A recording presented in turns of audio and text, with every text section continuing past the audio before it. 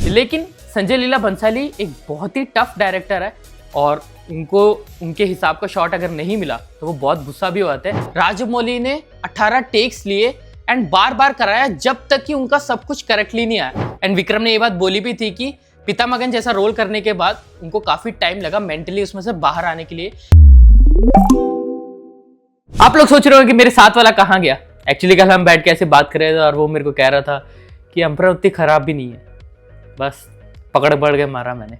Just kidding यार, वो एक काम में बिजी है तो इस वजह से आज का वीडियो मैं कर रहा हूँ। तो आई होप कि मैं वीडियो अच्छी तरह से कर पाऊँ एंड आपको वीडियो पसंद आएगी। डायरेक्टर एक ऐसे इंसान है जो एक मूवी की तकदीर लिखता है। एक एक्टर जितना मर्जी अच्छा काम कर ले, एक राइटर जितना मर्जी अच्छा लिख ले, लेकिन मूवी तब तक अच्छी नहीं बनेगी जब तक जो डायरेक्टर का विजन है वो पर्दे पे वैसा ना आए जैसा उसने सोचा हुआ था। मूवी मेकिंग में सबसे मुश्किल काम डायरेक्टर का ही होता है। बहुत सारी चीजें देखनी होती है, पूरे क्रू को संभालना होता है, एक्टर्स को बताना होता है क्या क्या करना है, एंड मूवी शूट करने के बाद भी उसको पोस्ट प्रोडक्शन में जो भी चीजें करनी है, डबिंग करनी है, म्यूजिक का है, सब चीजें डायरेक्टर को ही देखना पड़ता है। और डायरेक्टर्स काफी क्रिएटिव लोग भी होते हैं, लेकिन कुछ डायरेक्टर्स ऐसे हैं जो क्रिएटिविटी में इतना ज्यादा घुस जाते हैं कि आसपास का देखते तक नहीं है। इनफैक्ट अपने एक्टर्स और क्रू पर चिल्लाने लगते हैं एंड उनको सिर्फ अपने शॉट से मतलब है या अपने क्रिएटिविटी से मतलब है कि मुझे जो शॉट मैंने सोचा है वो मेरे को मिलना चाहिए, मेरे को आसपास के लोगों का कोई फर्क नहीं पड़ता। तो आज के वीडियो में हम ऐसे कुछ डायरेक्टर्स के बारे में बात करेंगे। तो आज की वीडियो बहुत इंटरेस्टिंग होने वाली है, तो हमारे चैनल को सब्सक्राइब कर देना और वो बेल आइकन दबाना। तो आइए वीडियो शुरू करते हैं।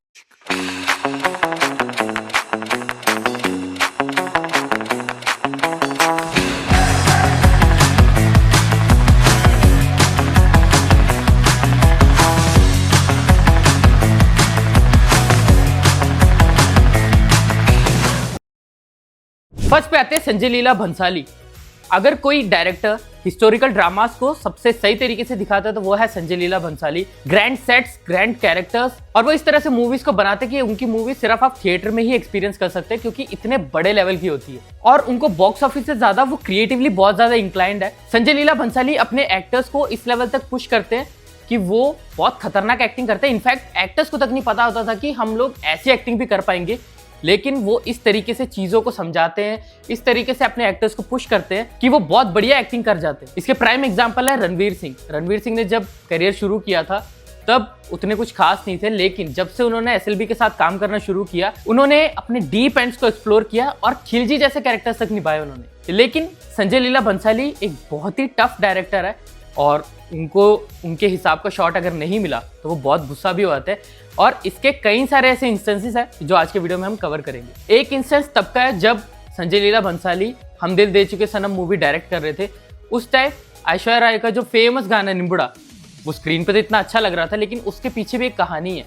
एक्चुअली उस गाने के टाइम ऐश्वर्या के पैर पे मोच आई हुई थी और उनका पैर सूजा हुआ था, बट स्टिल ऐश्वर्या राय को इस गाने को पूरा शूट करना पड़ा। एंड बिल्कुल भी एसएलबी ने ये नहीं कहा कि मोच आई हुई है तो आप रेस्ट कर लो, हम शूट को रोक देते हैं और किसी दिन कंटिन्यू कर लेंगे, क्योंकि बहुत बड़ा सेट डाला हुआ था।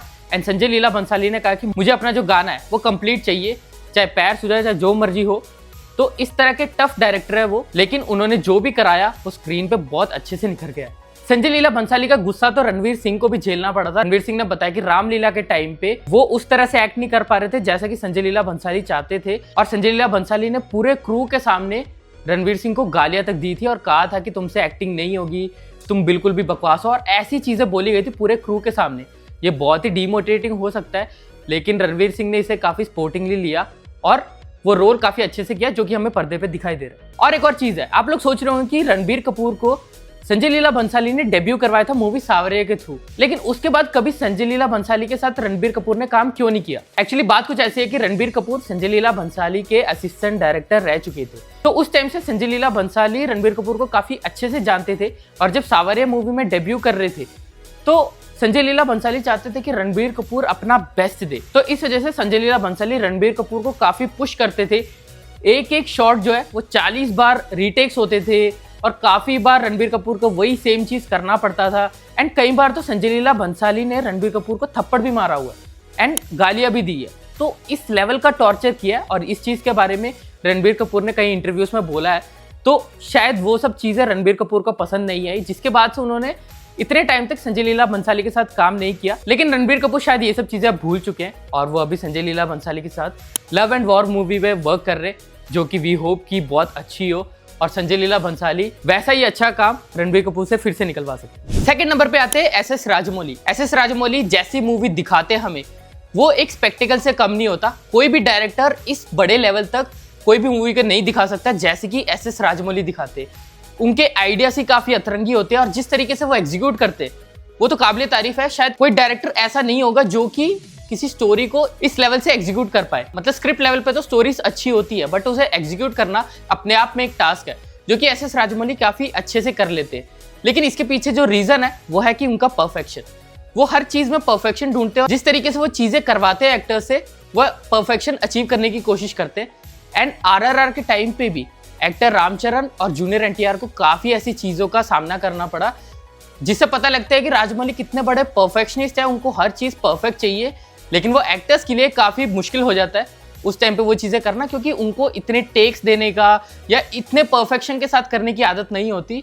एंड इसके कुछ इंस्टेंसेस है जो मैं आपको बताना चाहूंगा। पहला इंस्टेंस तो ये है कि जो नाटू नाटू स्टेप है उसके लिए 18 टेक्स लगे थे। हालांकि वो स्टेप देखने में हमें बहुत ईजी लगता है और रामचरण और जूनियर NTR बहुत अच्छे डांसर्स हैं बट स्टिल उस एक पर्टिकुलर स्टेप के लिए राजमौली ने 18 टेक्स लिए एंड बार बार कराया जब तक कि उनका सब कुछ करेक्टली नहीं आया। जब तक उनका फुट स्टेप और सब चीजें करेक्ट नहीं मैच हुए तब तक उन्होंने बार बार कराया। और यही चीज रामचरण और जूनियर NTR ने कहा कि हम दोनों के डांसिंग स्टाइल्स काफी डिफरेंट है लेकिन बार बार करा के राजमौली को वो परफेक्ट करना था कि वो एकदम सिंक में लगे। हालांकि उन्होंने जो ये चीज कराया बिल्कुल सही किया, क्योंकि जब वो पार्ट रिलीज हुआ तो लोगों को बहुत पसंद आया और लोगों ने कहा कि जूनियर NTR और रामचरण ने कितना अच्छा डांस किया है। बट एक्चुअली ये जो भी मैजिक किया था वो राजमौली का ही था। और एक और इंस्टेंस ये है कि जो जूनियर NTR का स्टार्टिंग सीक्वेंस था जो जंगल वाला, उसको शूट करने में 12 दिन लगे थे। और जूनियर NTR ने ये भी बोला था कि ये सीक्वेंस शूट करना उनके लिए बहुत मुश्किल था, क्योंकि बल्गेरिया के जंगल में नंगे पैर भागना और इतना तेज भागना, वो कहते थे कि मतलब ये एक पर्टिकुलर शॉट के लिए राजमौली कई बार रीटेक्स लेते थे और कहते थे कि तुम उतना फास्ट नहीं भाग रहे। और जूनियर NTR ने भी कहा कि नंगे पैर बंदा जंगलों में कैसे इतना फास्ट भाग सकता है, बट स्टिल राजमौली जी ने कहा है तो मुझे करना पड़ेगा। और कई बार इसके रीटेक्स हुए और काफी मुश्किल था, लेकिन जिस तरीके से वो स्क्रीन पे निखर के आया उससे पता लगता है कि राजमौली का एक विजन जो है वो बहुत खतरनाक है। और आपको वो इंटरवल वाला सीक्वेंस तो याद ही होगा, उस सीक्वेंस को शूट करने में 65 नाइट्स लगे थे।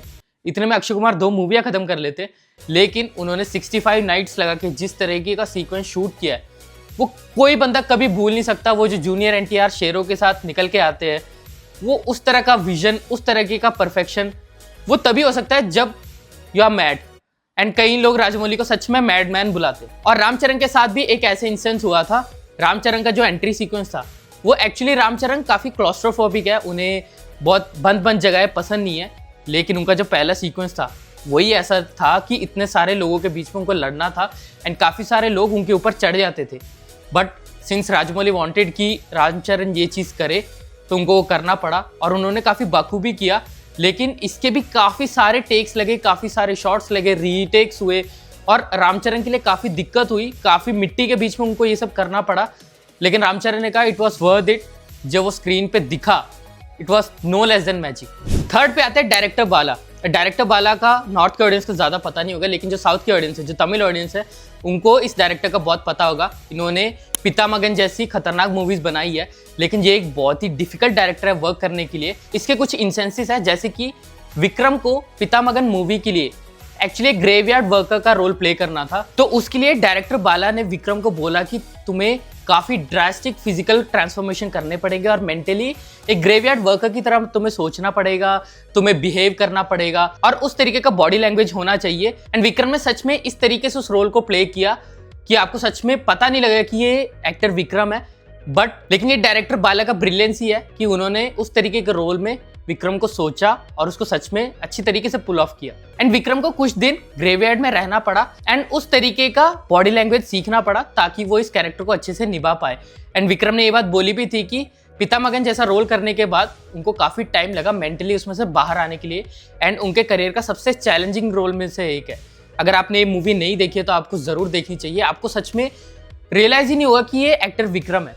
ऐसे एक इंस्टेंस है जब एक्टर आर्या को नान काडावुल मूवी के लिए फिजिकल ट्रांसफॉर्मेशन करने के लिए कहा गया था, क्योंकि उस मूवी में उनको एक अघोरी सेंट का रोल प्ले करना था। तो इसके लिए डायरेक्टर बाला ने आर्या को बोला कि तुम्हें वाराणसी के हार्श कंडीशंस में रहना पड़ेगा एंड तुम्हें भूखा रहना पड़ेगा एंड काफी दिक्कतों में रहना पड़ेगा उस कैरेक्टर में घुसने के लिए, जिसकी वजह से आर्या को काफी सारी दिक्कतें आई। एंड आर्या ने भी बोला कि ये जो रोल था वो उनके लिए फिजिकल और मेंटल नाइटमेयर था, मतलब ऐसा रोल अब वो कभी अपनी जिंदगी में नहीं कर पाएंगे, बट उस टाइम उन्होंने कर दिया। फोर्थ पे आता है डायरेक्टर शंकर।